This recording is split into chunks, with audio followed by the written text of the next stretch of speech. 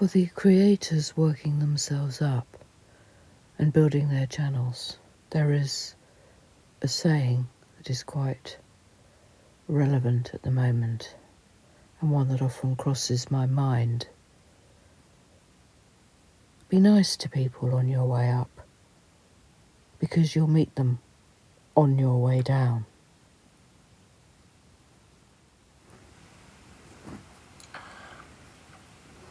Over the last few weeks, but most especially this week, yet again, and boringly so, and also frighteningly so for many who are perhaps new to YouTube and new to creating their own channels and trying to build their own channels, and perhaps not having read the terms of service, which have been updated in January of this year. The one thing that is extremely concerning and frightening and worrying for many people, hundreds, thousands of people across YouTube, is the heightening incidences of doxing. People do not seem to realise quite how serious this can be legally. Yes, we have so many different nationalities, countries, regions on YouTube, and it makes enforcement of laws difficult. And I've said before, here in the UK, Parliament has been sitting since September 2021 to try and address the actual big platforms of YouTube, Twitter, TikTok, Instagram, etc., in order to find those big platforms and to stop them using creators who like to cause harm and harassment and cyberbullying.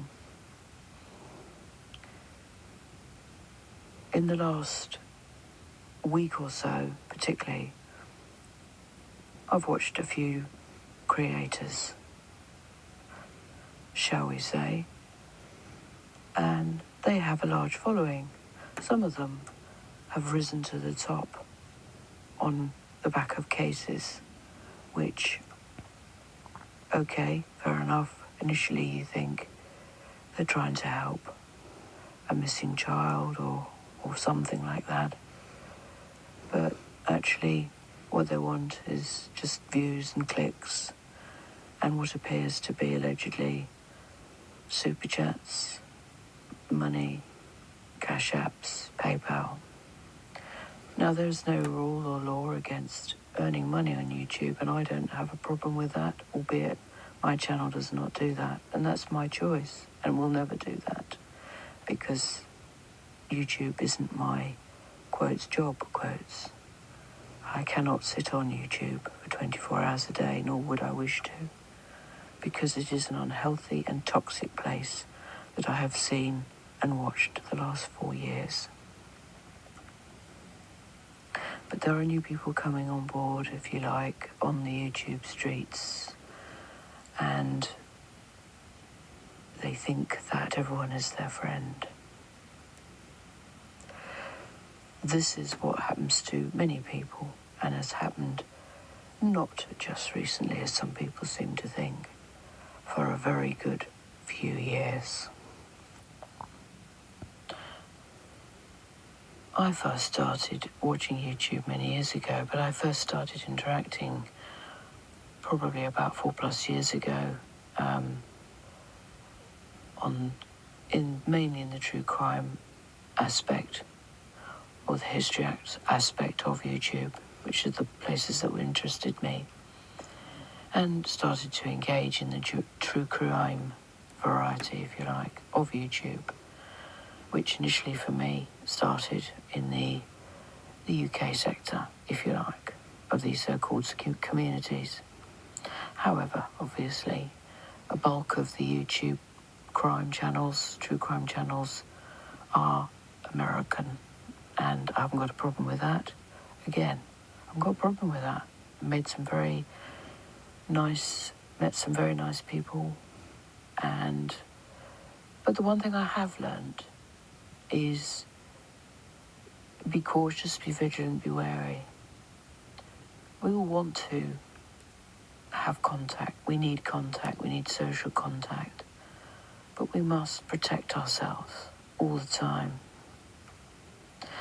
And there are one or two, as I've said, who've come up over this latest case of this little girl, Summer Wells, sadly missing since June 15th, 2021, when she was 5 and has now just passed her 6th birthday, God bless her. And many, supposedly in the true crime sector, or in fact are in the true crime sector, who are very good, have tried to focus on what may or may not have happened to this little girl. And as we know, many of us who are here for longer than, say, 6 months, 9 months, whatever, we know how YouTube can be. And we know how the drama within crime takes over and bleeds off into a sector called Krama. And I tend to not interact in chats anymore, or if I do, it's very rarely. But it doesn't mean I don't watch or take note or have interest in what may or may not be occurring in true crime cases. And the Summer Wells case is high profile, as is Michael Vaughan, Monkey, to his family, and many others.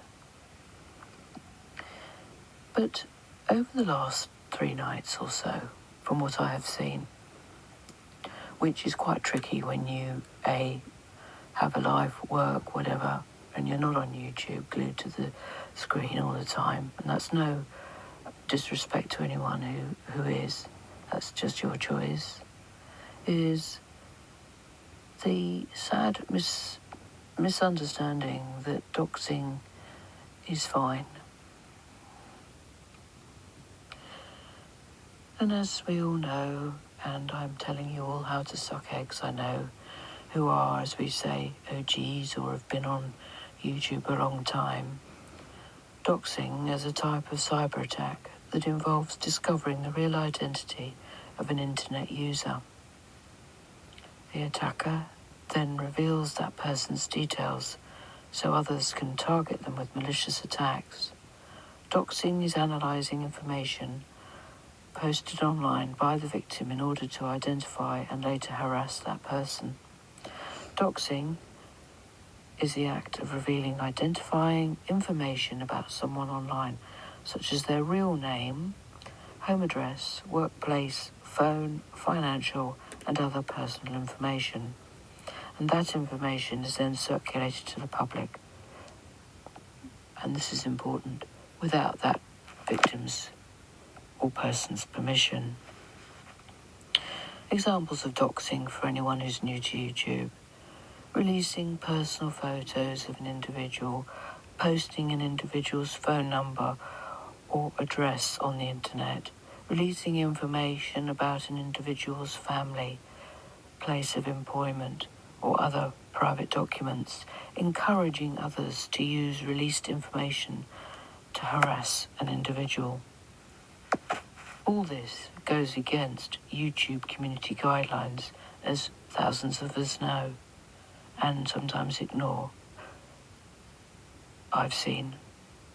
But it is against YouTube community guidelines, and as many know, if they actually read those guidelines, they are trying to tighten up on these rules as of January 2022, as is vitally needed.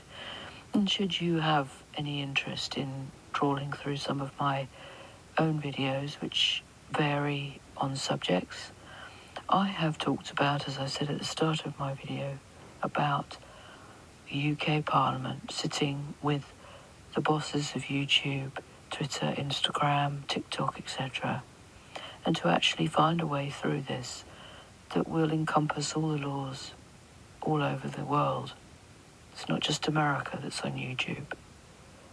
It's a very, very difficult subject and an uphill battle and ongoing. But at least it's a start, and I know there are other European countries trying to do the same. What I've seen over the last couple of nights, and I'll just say it briefly, is people have found out because people share things. That's one of the things one's noticed over the years, is that you get into a group and you get into a chat and you start to chat to people, listen to the creator, and all seems well. But people can be misleading in how they present themselves, let's put it that way, for legal reasons. And for somebody who may appear as a creator to be empathetic, to tell you that they've gone through the same issues that you have, to invite your stories onto their panels about your own issues that have gone in your life, terrible, terrible experiences. One of which at the moment is TV, as we have to call it, on YouTube and other social media platforms, and SA. People share, people get to know each other in chats, and they chat and they share. There's nothing wrong with that, wanting to be communicating with other human beings, especially during this pandemic. In the last 2 years, it's become even more vital, I think. But it's become even more frenetic and frightening in that people will give out their emails to people and they will share their phone numbers and they will tell them about things that concern them in their own private lives because they think they can trust people. I think the last few days have proved that has not been the case. The trust, I mean.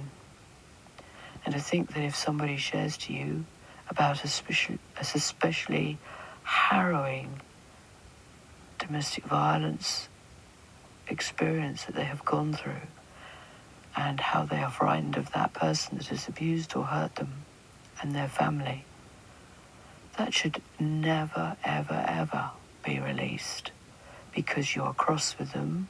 Use that term lightly, but it's not a light word. Why would you release that? Especially if you are a creator who has purported to be somebody who has gone through that themselves. What is the agenda there? That's what I wonder. I like to deal in facts and research, as I know I boringly say. And to me, I think I know the agenda. But I think I'll leave it to others to wonder about that one. Because last night I watched a catch-up or a replay, as we will call it, of this sort of doxing fight. It's like some kind of doxing duel that's going on.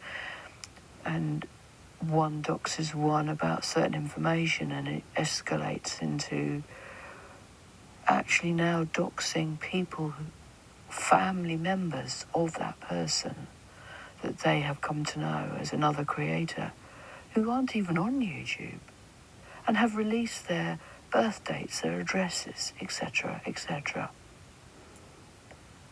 And this is wrong, and this goes against YouTube community guidelines, utterly. It's also, in my opinion, immoral. You can be putting people in danger, severe danger, in their own personal lives.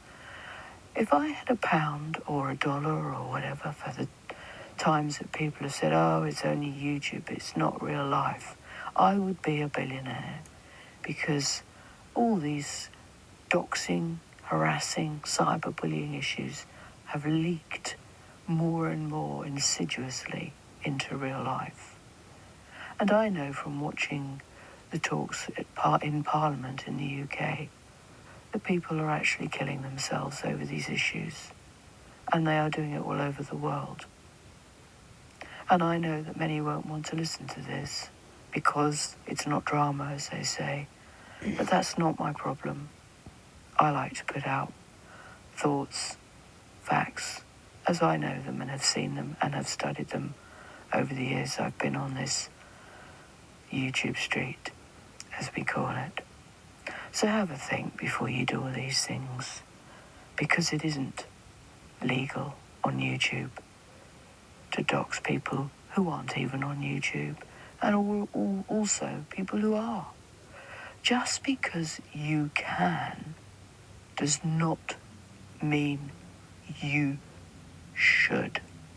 This is not a school playground, albeit most school playgrounds I've been in or known, children seem to have more sense often. This is not a place of games, even though they play them.